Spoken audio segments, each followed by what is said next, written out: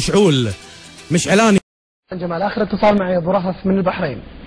يقول اخوي فهد مساك الله بالخير. ومساك ابو رهف هلا.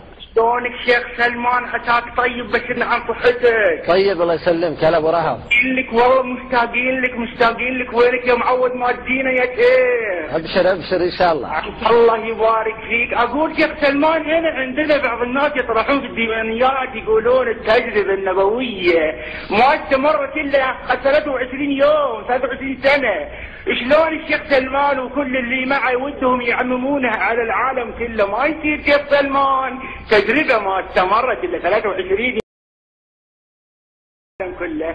انا ما ادري والله شيخ سلمان هو اللي يبي يحكم الاسلام ولا الاسلاميين هم اللي يحكمون شيخ سلمان. سامحني شيخ سلمان على هالكلام، لكن بودنا نستفيد منك شيخ سلمان. بالمناسبة شيخ سلمان في ذيك المرة في بداية الحلقات يوم اللي صدر القرار الملكي حق الحجب عن الفتوى الى كبار العلماء، اعجبتنا حنا في الديوانية يوم انك تقول لا كبر الواحد قام يطفي باللمبات.